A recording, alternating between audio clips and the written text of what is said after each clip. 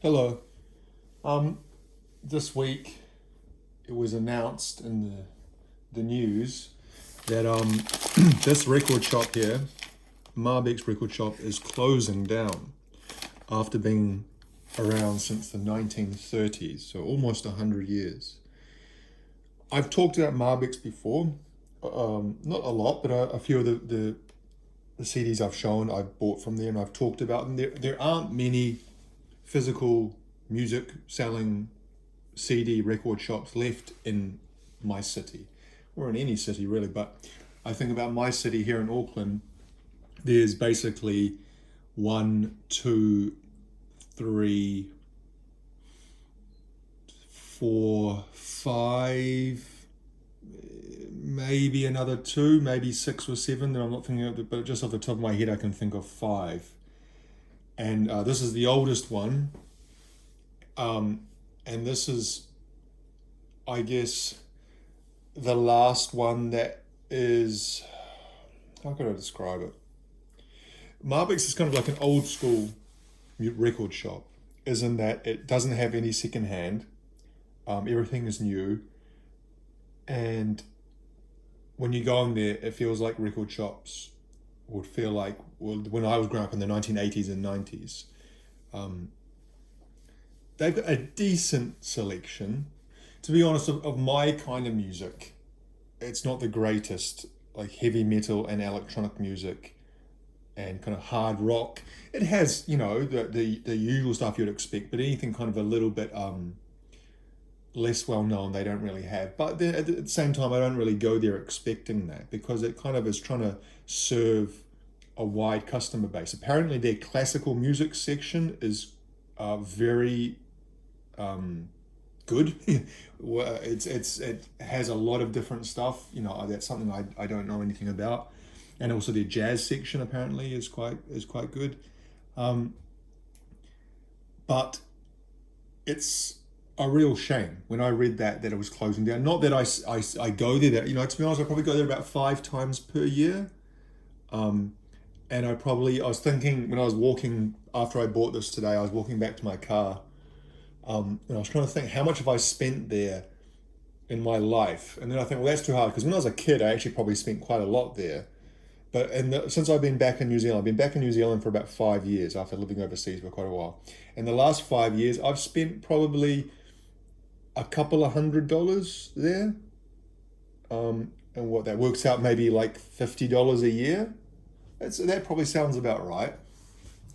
I don't really buy that many new CDs, and so it's not the kind of place I buy a lot from. But it's at the same time, it's nice to know it's there, and it's really a I don't know. I try to put into words and thinking why this kind of is really sad. It's like it's just one more symptom, not symptom. I'm not making a social commentary because it's progress is progress and things change. You just because things are change and different ways are done, it doesn't mean it's getting better or worse. But I'd say it's another symbol of a dying world. And when I say dying world, I don't mean the world is dying. I mean as in the world I grew up in is disappearing. And that happens to everyone, doesn't it? When I was a kid, my parents used to talk about things wistfully from their youth.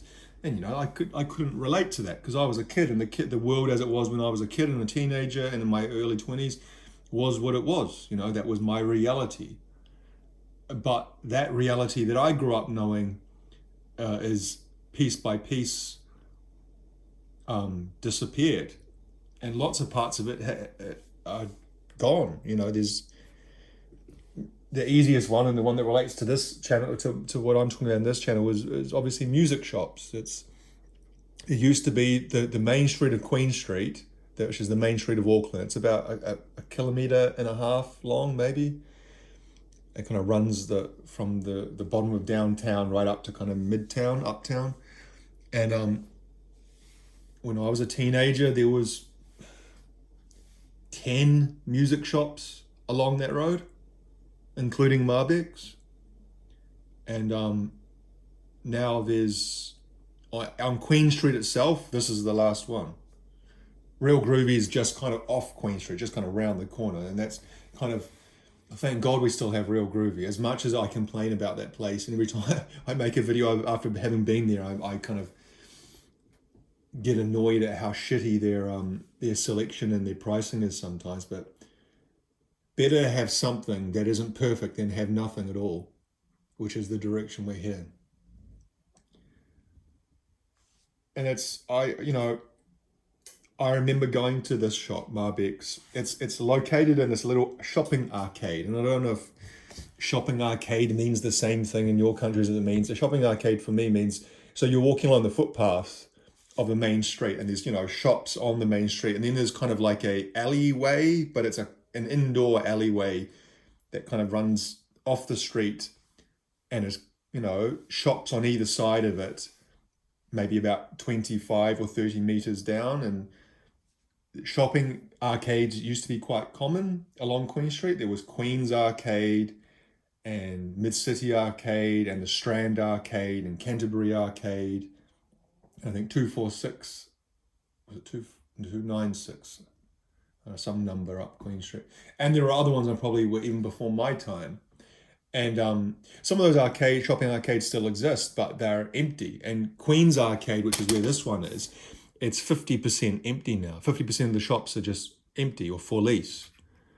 And that is kind of depressing as well, walking around. And there's various reasons for that. There's a part of that is that Auckland's inner city CBD is going through a kind of a regeneration process over the last 5-10 years, where they're building a very small part of an underground train system. And that has led to a lot of disruption. Also, COVID happened, and that, it's not just in New Zealand, lots of places have never really bounced back fully from COVID, where offices kind of started working from home, and then people haven't returned to the office fully, or businesses closed and didn't reopen, and it's just so many reasons why the city is not what it once was. But that construction is coming towards an end. Hopefully by this time next year, the train tunnel, the metro, whatever you want to call it, will be complete. I have it on good authority that it will be. And that will remove a lot of the construction disruption. And there's some other things they're doing as well, like the water system. They're redoing some part, the stormwater underground pipes and stuff. So that's still going on. But there's also socioeconomic problems where homelessness has increased again since COVID. And so the environment around that inner city area isn't that nice when you go walking. It's just, it's when I was a kid, we used to go, my mum and dad used to take us to the city on Friday evenings, where we would have dinner in the downtown shopping mall. They had like a food court there, and then we'd walk up Queen Street. This means nothing to anyone from another country, but it's the on a Friday night there was kind of like late night shopping, because usually in New Zealand shops close around 5 p.m. in the afternoon, 6 p.m. maybe, but typically late night was either Thursday or Friday night, and shops would stay up until 9 p.m. And you'd walk up Queen Street on a Friday night, and it was like so alive.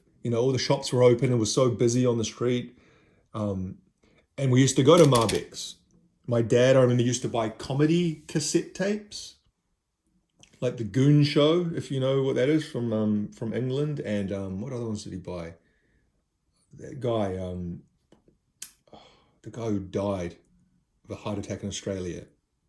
Not Tommy Cooper. Hinchcliffe or something like that. Hitchcock's Half Hour. Anyway, I used to be able to buy the cassette recordings of those comedy shows that were played on BBC radio. And so I remember, like, for me when I was a kid, it felt like hours we'd be standing around in this record shop. And it was so busy, I remember, on Friday nights. It was packed. Like, you couldn't move. It was so busy. People looking in the the racks of CDs and records and things like that. And obviously now it's so quiet that the business can't really justify keeping a brick and mortar store open. Apparently they're keeping on an own online store, but it's not the same, obviously. So yeah, like I said, it's just kind of like another brick in the wall. It's another part of the world I grew up with, and I guess the world that I loved, kind of disappearing. And it you think, oh, I should have bought more things there, but really, the people who were buying things there were the collectors, like me. Like I said, I spent like $50 a year there, which isn't a lot. Well, but for me, that is actually quite a lot of money. Really, they can't sustain a shop, especially in that location, because the rents in that location are quite high. They can't sustain on just collectors. Because you think back in the 80s and 90s, everyone was buying CDs. It was kind of something you had in your home was a big CD, hi-fi or mini kind of system. And you'd have like 10 CDs, greatest hits of Hall and Oates or Bread or whatever else it might be. So yeah, so that's 10 minutes of nostalgic rambling. What did I actually buy? It's a closing down sale, and it's 25% off all items except for new releases and something else. Voucher purchases, I think, was the other one. Like, so if you have a voucher, if you're going to use the voucher, you don't get the discount on the voucher.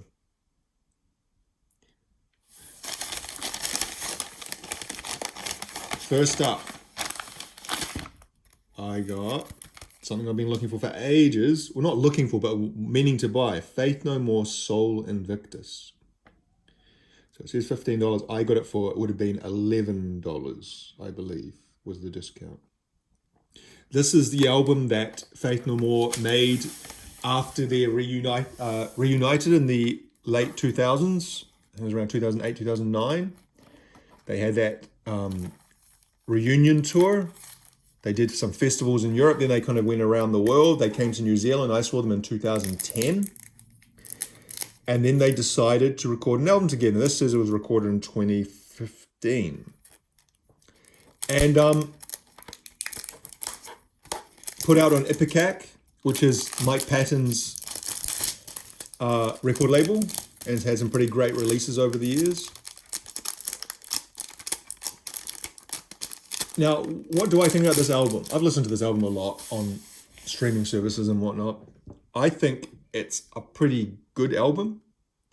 I certainly haven't listened to it as much as the other Faith No More albums, because The Real Thing, Angel Dust, King for a Day, and Album of the Year, those 4 albums there are some of my most listened to albums in my entire life. They're kind of one of the representative bands of my adolescence, Faith No More. I listened to them so much. And so those 4 albums kind of hold a particularly special place in my heart, or however you want to say it. But not just that. It's just when you listen to things that so much and they're so kind of connected to that period, your formative years, that it's very hard to find later things as kind of meaningful as those ones. In saying that, what I've heard of this, and what I've heard the whole album several times, and I've heard the singles more than several times, I quite like. And so I wanted to own it. Faith No More are one of my favorite bands of all time.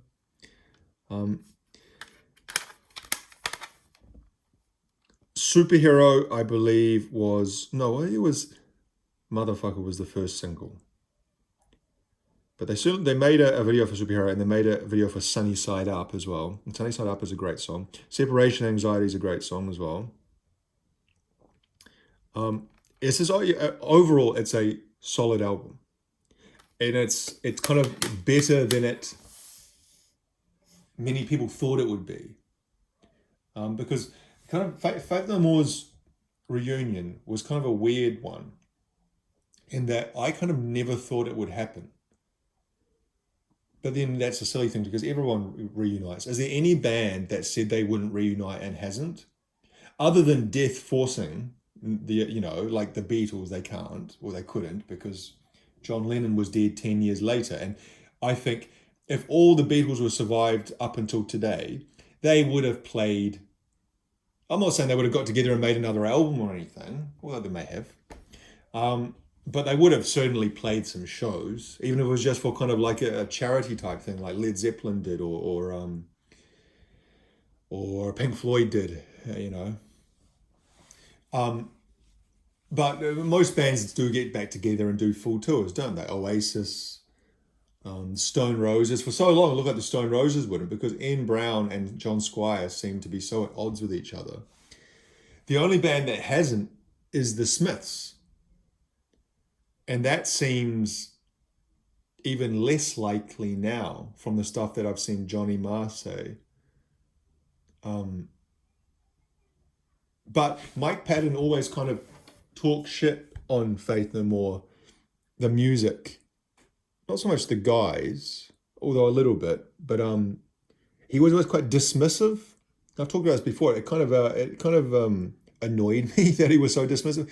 Not that I desperately wanted them to get back together and record more music, but just I think that's disrespectful that those guys gave him his career.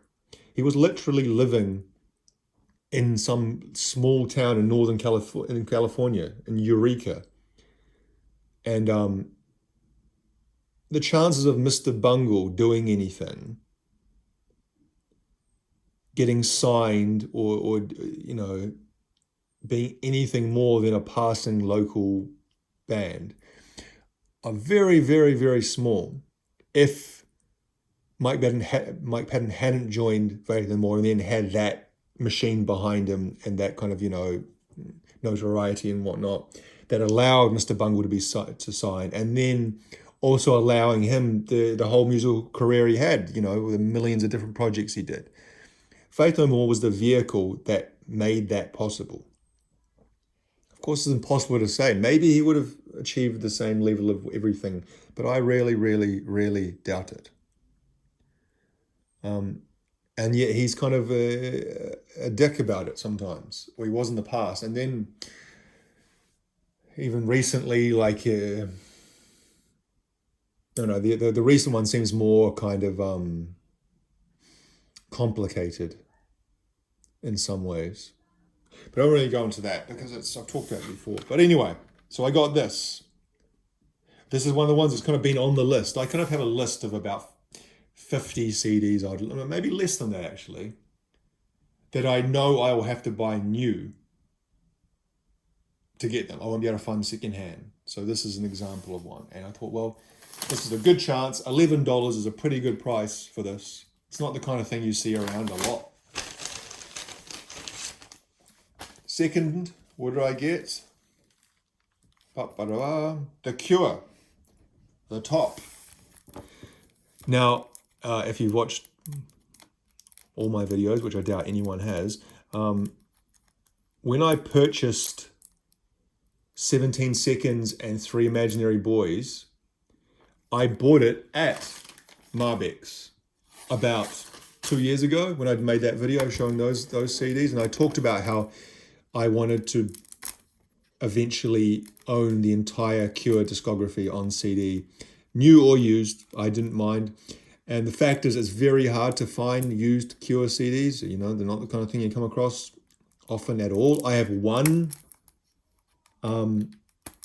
used Cure album, which is not the most recent one from last year. It's the one from the mid 2000s. The one was it 319, something like that. It's the number. The one that's got Perfect Boy on it. I found that secondhand for 50 cents. But all the other ones I've got, like Faith and, Jesus, this is hard to get undone, Pornography and so on and so forth, I've bought new over the years. And again, these are ones that, like I said, I want to eventually own the entire Cure discography. Cure are a band I love. And I had a choice between this and what is it, Head on the Door. I was really kind of 50-50 to be honest, and I just ended up picking this. Great album, in my opinion. The Top, found in what, 84, I think? This is the reissue from Friction Records. Fiction. Jeez, I went through this last time, didn't I? Saying friction or fiction. I think I'm pretty sure this came out in 84. I might be wrong. From memory, no, maybe that I might be confused on that. From memory, this came after the Goth trilogy, and this was kind of a departure from the Goth sound. Obviously, is a much kind of a different sound. It's not as bleak and as dry as those albums that came before it. I'm trying to get the booklet out right now without damaging it. Here we go.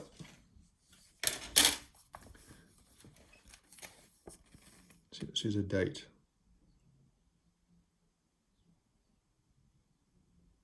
Why can't they say originally released in blah blah, reissued in blah? Oh, there it is. Okay, 84. So I was right.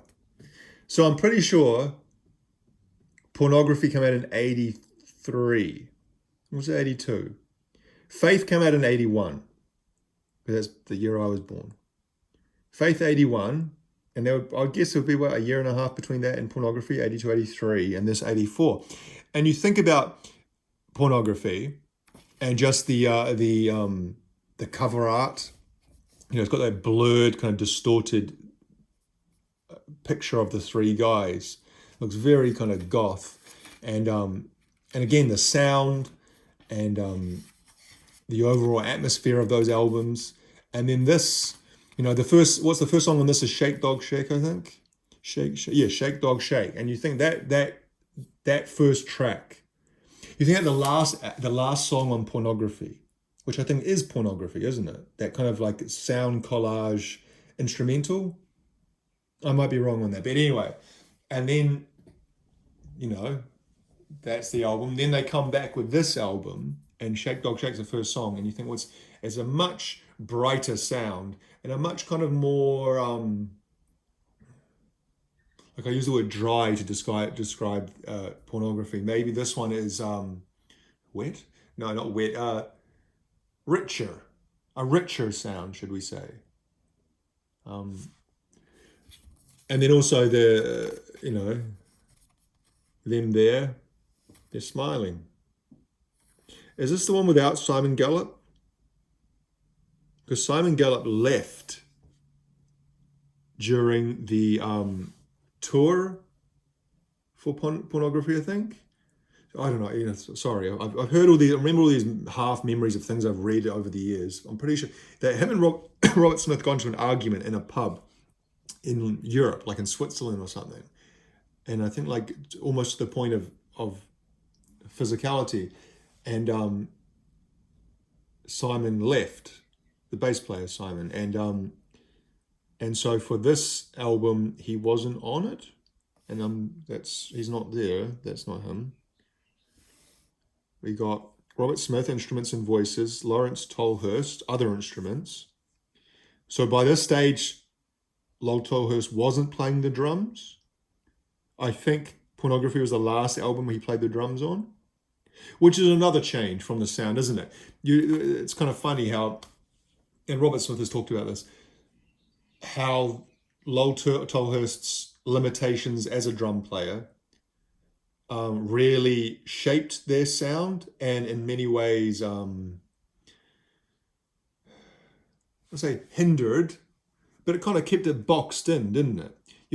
The drummer is very much the engine of a band, and if the drummer is not able to do more than the kind of very basic rudimentary things, then the band is going to be kind of stuck in second gear to a certain extent. But at the same time, you could say those limitations make them do things in original ways, in different ways. Like Jack White has talked about that with White Stripes. Meg White's limitations as a drummer forced him to do certain things that he wouldn't have done with a typical drummer. and maybe the band would not have been as popular had Meg not been there. And which is always, I've talked about this before as well, I think because I just basically repeat myself continuously, but how players and band members, even if they're not the writers of the music, and every subsequent album, Lowell Tolhurst's role in the band was lessened and lessened. So by the time he was booted out, he wasn't doing anything. He wasn't playing keyboards. He like I think they gave him was it Disintegration? He left. By the time of Disintegration, if that was the last album he was credited on, he didn't actually play a single note on that album because his alcoholism had taken hold, and again because of his musical limitations. He's quite like quite a sad figure, Lowell Tolhurst. He I haven't read his autobiography. He's written 2 books, and I haven't read either of them. But just things that interviews I've seen with him, and then also things that Robert Smith has said. Like Robert Smith has kind of expressed guilt, maybe not remorse, or remorse for the way that he was treated, not necessarily remorse for him being removed from the band. But it sounded like they really kind of bullied him in those last few years in the band because he was such a kind of like a forlorn figure. And yeah. Anyway, who else? So we got Andy Anderson is doing the drums here. And then Paul Thompson, who kind of comes in and out of the band over the years on saxophone. So he played guitar at one stage in the early stuff. And then he came back. You know, you see, I think Paul Thompson's playing guitar in the Friday I'm in Love video.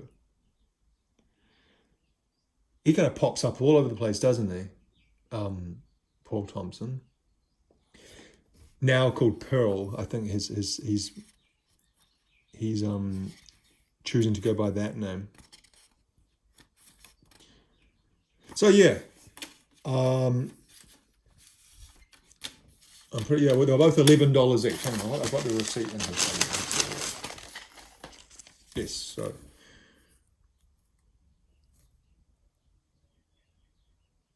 22. Yeah, 22. Is that what that? Okay, 11. God, I'm stupid. 11.25. So yes.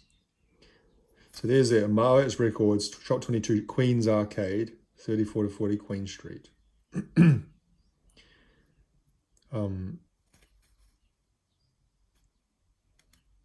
So well, apparently I overheard, and I think I read it as well, that it's last day of trading is going to be October 31st, Halloween, which is still about 2 months away, or just under 2 months. So I might go in there again. I'll be interested to see if they kind of if they try to or not if they try, but if they do offer further discount, because sometimes closing down sales are like that, where they give an initial discount and then to really try and push the last of the stock out, they give an extra discount. There were a few other things there. For example, they had Alice in Chains Facelift, which is another album I've always wanted to buy. However, I think that one I would have a higher chance of finding secondhand. I think I've seen it around secondhand before for around $5. What else did they have? They had, like I said, they had that other Cure album. One or two other things as well that I would maybe consider maybe buying one more thing for old time's sake. So yeah, it will be a sad day when it goes, because that shops with that kind of history. Just earlier this year, further up Queen Street, another shop with a lot even more history. It's a department store called Smith and Coe's, and New Zealand doesn't really have many of those kinds of department stores left at all. That was kind of the last of that generation. There might be some in other cities like Christchurch or Dunedin, I think might have one or two. But certainly in Auckland, that kind of old school department store, I think that department store was 130 years old. And and it was it felt like it too when you went inside. It was kind of and that's why it kind of couldn't compete in this day and age. And that was another, maybe even for the older generations, like my parents' age, when they see those kinds of things, it's kind of like, a part of your youth, well, not even your youth, part of your life, something that you're so used to just being there, gone. And it's not the end of the world. It's not like someone's dying or anything like that, but it's just these kind of small things add up till someday you go for a walk or you know, think about it and you think there's barely anything I recognize from when I was a kid. There's so all of the stuff's changed. All of that there is different. But like I said, progress marches on, and I'm sure people have been feeling like this in one way or another at every step of history. The last thing I'd say is that, of course, online shopping is available, and these guys are going to be going online, and there's their website, marbecks.co.nz. But the problem is in New Zealand, this might not be such a problem where you live, but in New Zealand, we don't have the postal delivery courier infrastructure to support online shopping in my opinion, viable way. Because postage, New Zealand Post, the government postal system now is only three delivery days per week, right? So I think they're only delivering Monday, Wednesdays, and Saturdays or something like that. So, you're not going to get some things in a very timely fashion. Then if you pay private delivery companies like courier companies to do it, they're fucking terrible. They are useless. I've talked about this before as well, where I'll order something from Europe, like a CD, or from America, and it will come from fucking Germany or from California to Auckland within 3 days. And then it will sit at the Auckland airport or the Wiri postal bloody clearance factory, whatever the hell you call it, warehouse, for a week or two. And you think it's crossed the whole bloody world, Pacific Ocean and everything else in between, in 48 hours, and then it takes two bloody weeks for you guys to get it in the van and deliver it to my house. So it's like, even domestic stuff.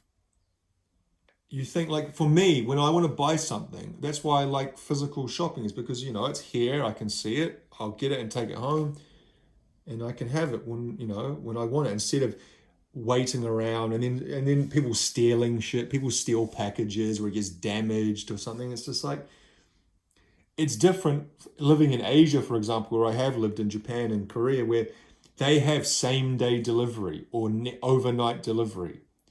And it's so cost effective and quick that it works. You can see something online and it will be there either later that evening or tomorrow morning. Well, that's not so bad. But the thing is that what I've realized is that to have that kind of system, you kind of have to accept that someone is working for very low pay and in very difficult conditions. Because I watched a documentary about delivery drivers in South Korea. You think South Korea is a developed country, and it is. In many ways, it's a very, very developed country with far better services than many Western countries. However, they have a pretty low minimum wage rate. I think it's like 7,000 won, which is about, they might put it up to about 8 or 9,000. So that's only about $4 or $5 US per hour. And obviously they have a lower cost of living, but not that different, not that low. And they'll give these delivery routes to guys, and they say, okay, you got to deliver this whole truck of packages by midnight. And if they go over midnight, they don't get paid past midnight. So say if they have and they don't finish till 4 o'clock in the morning, those 4 hours extra they don't get paid for. And there's like cases of people like dropping dead doing that job because it's just you're so overworked. And in New Zealand, we have a pretty decent minimum wage.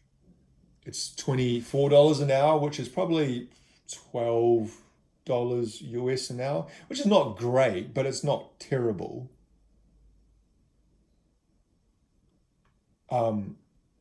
And there's a lot other more worker protection, I guess. You're not forced to do those kind of hours. And I'm going off topic here. I don't know why I'm talking about this. Anyway, we'll leave it there, and we'll say farewell to Marbecks record store, 1934 to 2025. Killed by progress or diminishing shopfront retail. Anyway, we'll leave it there. Bye-bye.